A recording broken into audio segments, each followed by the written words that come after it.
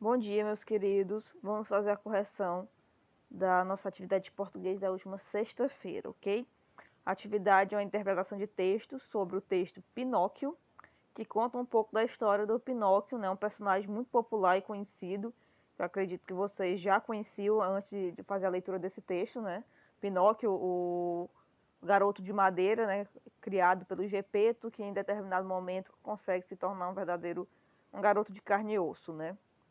Mas não é exatamente essa parte da história do Pinóquio que é retratada no texto. Nós falamos sobre as mentiras dele, as consequências das suas mentiras, certo? E uma situação de perigo que ele acaba sendo envolvido e ele voltando para casa e reencontrando seu criador, o Gepeto, né? Então vamos lá. A primeira questão pergunta o seguinte: quem é o personagem principal da história? Cite uma característica desse personagem. O personagem principal da história é o Pinóquio e ele é um boneco de madeira vivo. Então você pode colocar que o personagem principal é o Pinóquio e ele é um boneco de madeira vivo. Essa é a característica dele, certo? Ele é o Pinóquio e ele é um boneco de madeira vivo.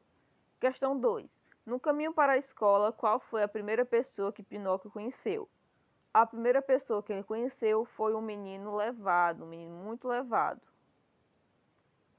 Essa informação da resposta da questão 2 está no terceiro parágrafo do texto, ok? Já a questão 3 pergunta: como o dono do espetáculo de marionetes tratou o Pinóquio? Né? Aqui você vai fazer um pequeno resumo de tudo que aconteceu com o Pinóquio envolvendo esse dono do espetáculo de marionetes. Né? Ele viu Pinóquio chorando e o convidou para dançar em seu show. No palco, o comprido nariz de Pinóquio ficou todo enrolado nas cordas das marionetes.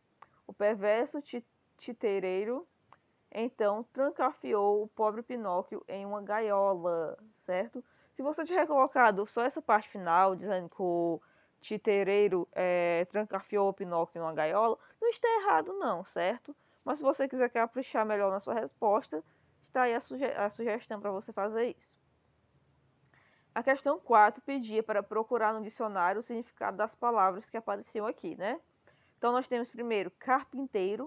O carpinteiro é um artesão que trabalha com madeira, montando especialmente obras pesadas, como estruturas, vigamentos e tabuados, etc. Se você colocou um significado que está com palavras diferentes, mas que afirma que é uma pessoa que trabalha com madeira, está certo da mesma forma, ok? Esculpir. Exercer a arte de fazer estátuas ou decorações lavradas em superfícies. Gravar, cinzelar, lavrar, entalhar em pedra, madeira, etc. Então, né, esse é o significado de esculpir. Exercer a arte de fazer estátuas ou decorações lavradas em superfícies. Certo? Aí à frente está alguns exemplos de superfícies que isso pode acontecer, né, de formas que isso pode acontecer.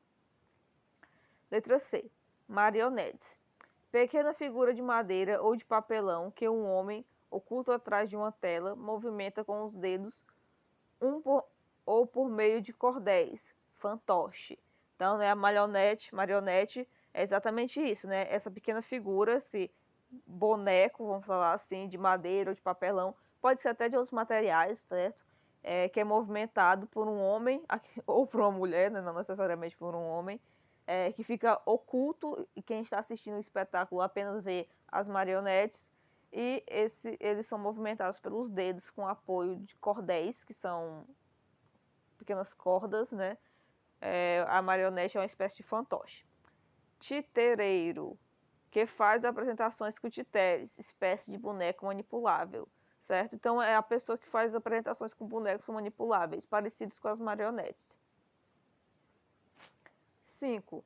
Por que o nariz de Pinóquio cresce? O nariz de Pinóquio cresce quando ele mente. Então é exatamente por isso, né? Cresce porque ele mente. A questão 6 dizia o seguinte: o texto não explica como Pinóquio conseguiu fugir do titereiro e chegar em casa. Elabore sua própria versão para como este fato aconteceu. Deve ter no mínimo 4 linhas.